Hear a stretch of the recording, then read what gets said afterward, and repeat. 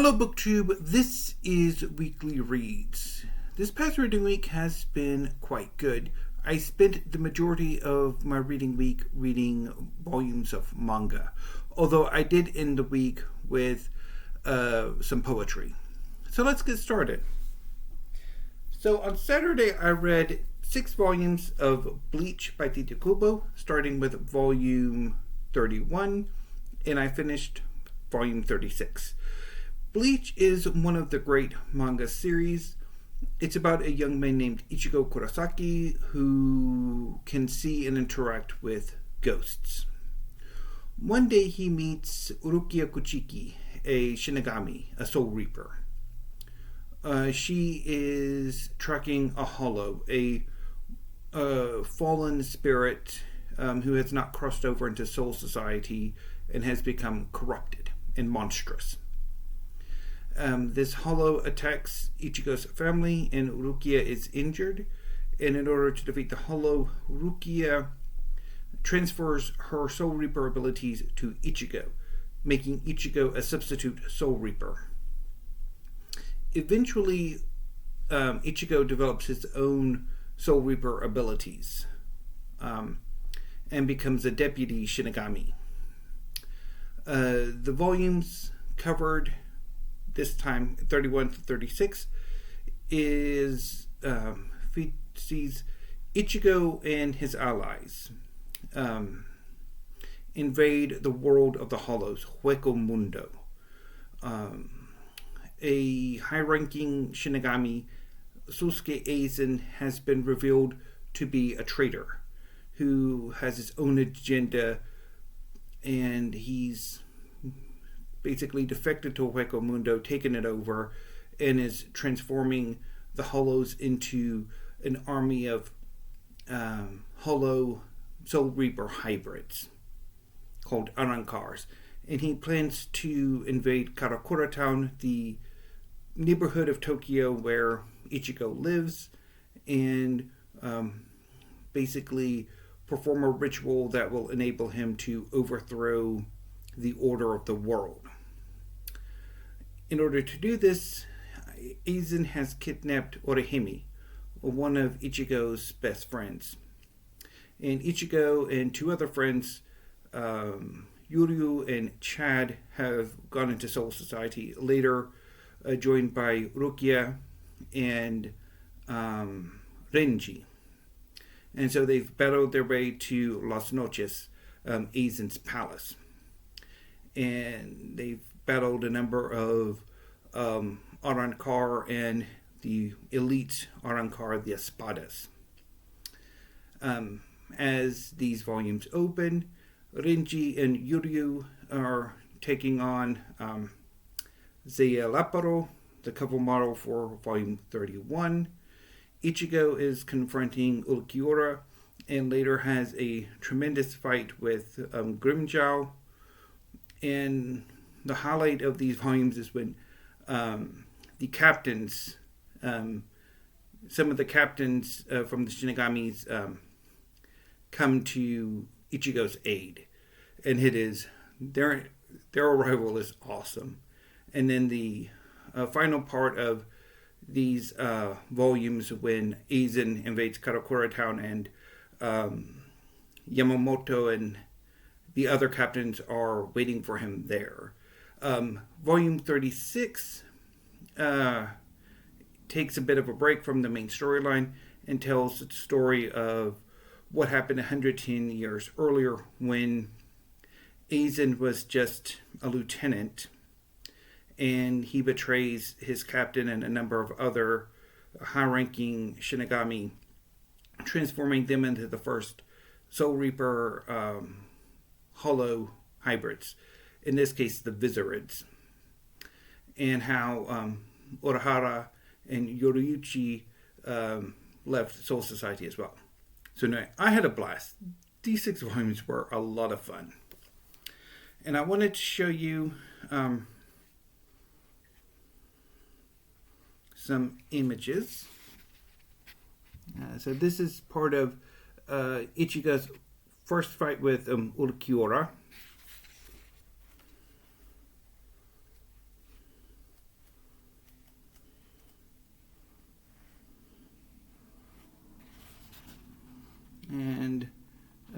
Zelaparo is sort of being a nut job. And one thing I like about Bleach is how Kubo uses the chapter covers. They're really, really neat. And also at the beginning of each volume, there's a little poem that is really quite good. And I also wanted to show you from volume 32.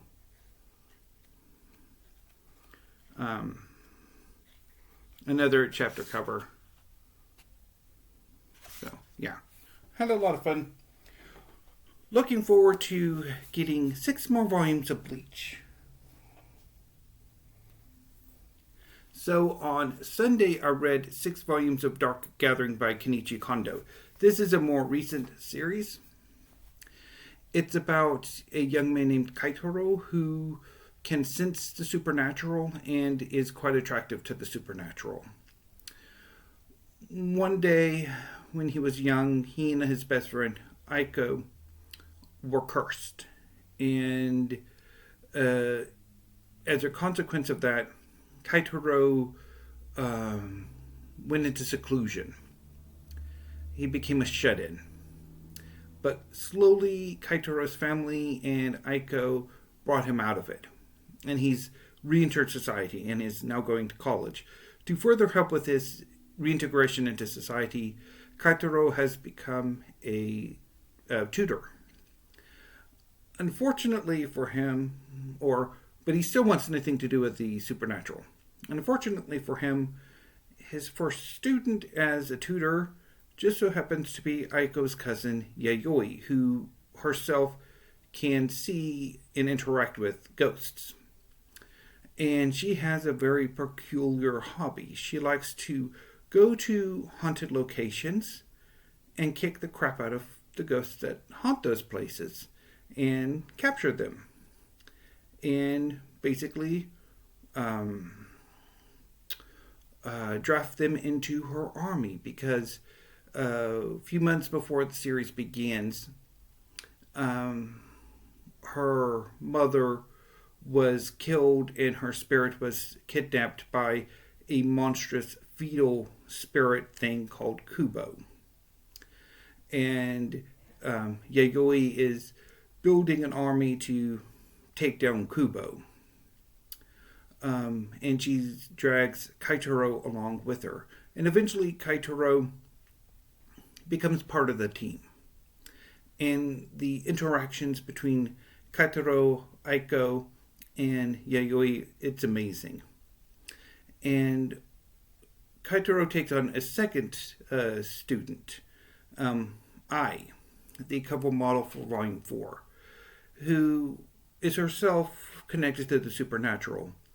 She is the fated bride sacrificed to psychotic shit of a god. And Volume 3 ends with Yayoi declaring that she's going to protect Ai and giving the finger to said god. And so these 6 volumes, volumes 4 through 9, sees Yayoi replenishing her army.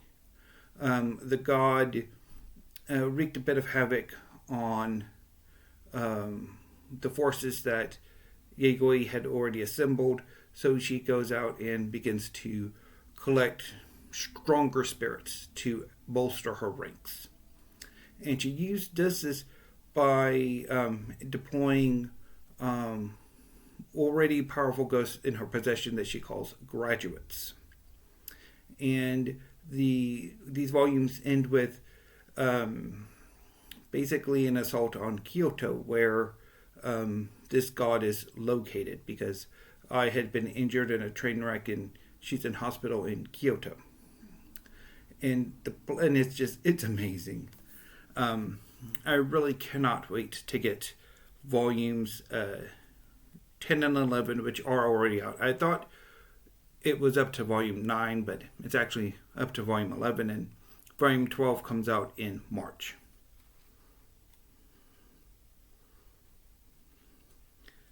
So,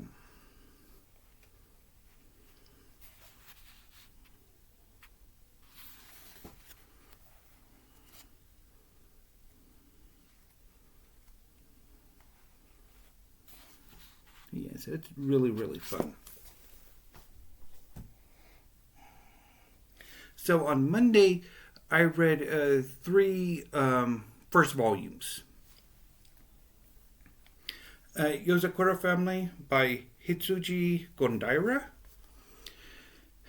This is a story about a young man named Asano, who is friends with a young woman named Mutsumi.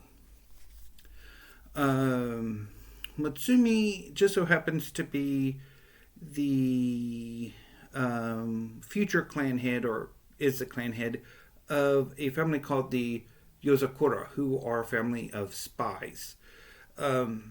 Every generation, all members of the family except for one is superpowered. And the one who is not superpowered is the head of the family, and the other members of the family, while they're not on missions, seek to protect the clan head. Mutsumi's older brother takes this to an extreme. Basically, anybody who wants to befriend or possibly date Mutsumi has to go through him, and he's quite violent. And his next target is Asano, Mutsumi's childhood friend. And the only way for Mutsumi to escape older brother's attentions is by marrying her, which he does in this volume, and is then effectively adopted into the Yozakura family and begins to train as a spy in order to protect Mutsumi and to further help the family. I really enjoyed this volume. It was a lot of fun, and I'm looking forward to adding more Yozakura family to my collection. I also read Sakamoto Days by Yuto Suzuki. Sakamoto Days is about a retired assassin who has gone into the convenience store business. However, his past comes back to haunt him.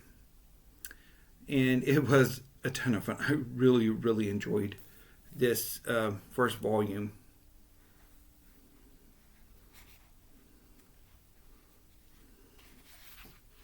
Yes, it was a lot of fun. And I also tried the first volume of Hunter x Hunter by Yoshihiro Togashi, who also wrote Yu Yu Hakusho. So this is Togashi's current series, even though it has been going on since the late 90s. And it's about a young boy named Gon who wants to become a hunter.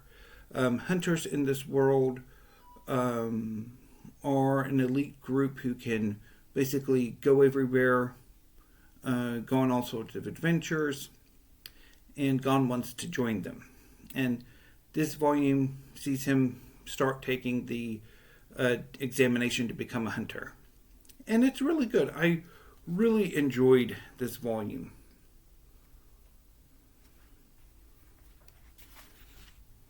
So yeah, looking forward to more Hunter x Hunter.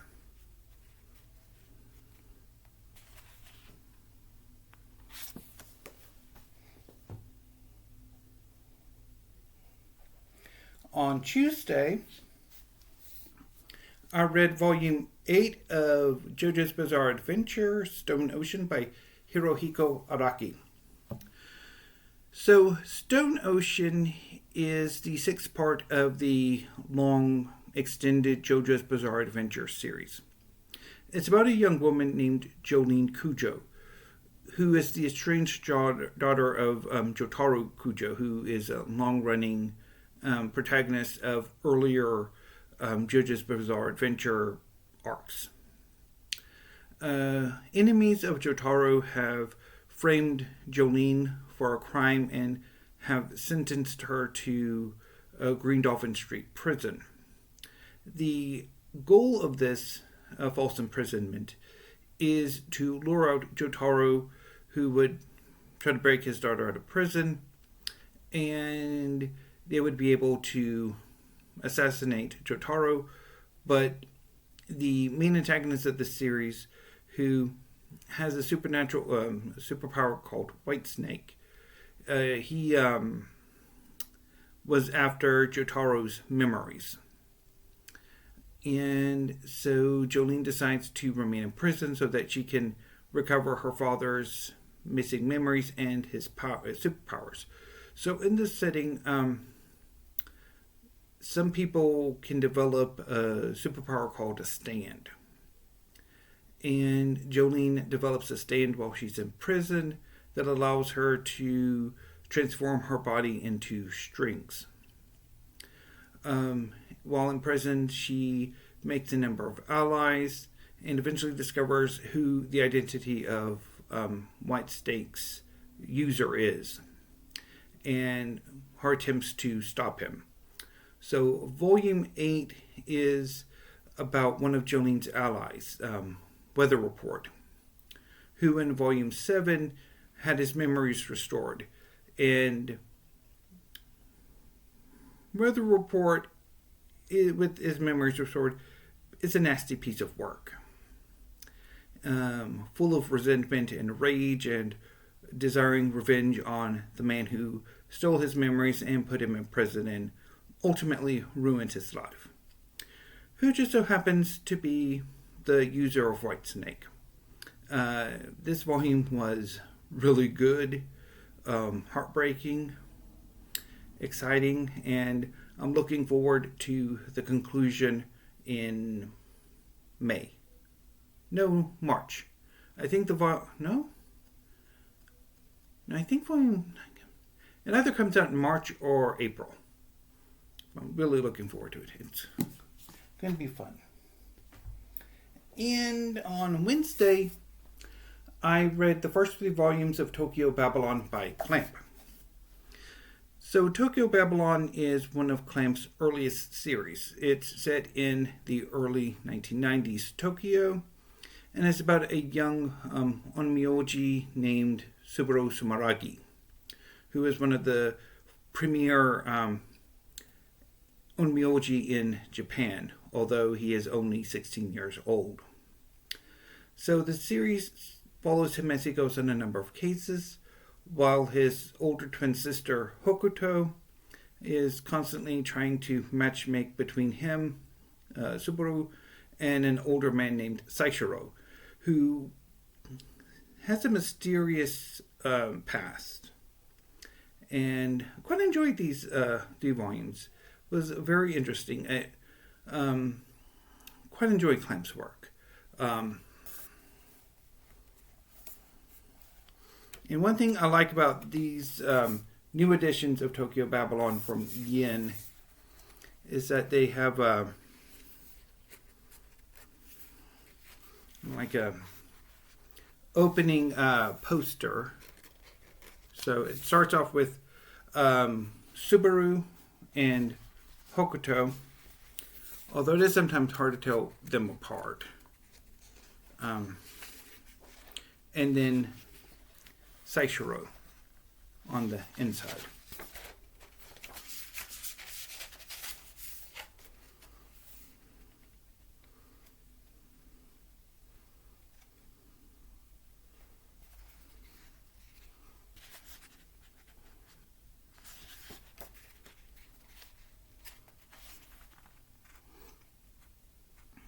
Oh yeah, it was really, really good.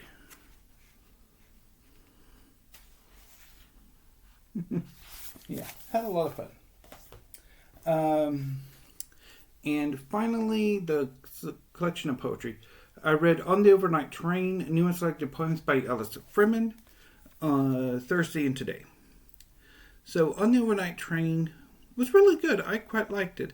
I'm not entirely sure. So, it starts with new poetry, and then it starts with her earliest collections and then work its way to Bloodweather, her most recent collection before this one. Which I'm not entirely sure. about having the new poetry first, and then the chronological body of work. I think it would have been better if the new poems had been at the back, or in a reverse order or something. But I quite like the collection. I do think Friman's poetry does get stronger the older she got. I really liked the selections from the new poems, and especially her collection from the 2010s, Vinculum, The View from Saturn, and Bloodweather, of which I have the later two, which I also really enjoyed. So this is a really good new and selected collection from Alice Friman, so definitely check it out if you're interested in her work. Anyway, BookTube, that's what I read this week. Instead of doing what I will be reading next week, I'm going to save that for my February reading plans, which I will be making right after I sign off from this video and put these books up and go get the manga that I will be reading in February, because I already have my possibilities in the not manga category in here.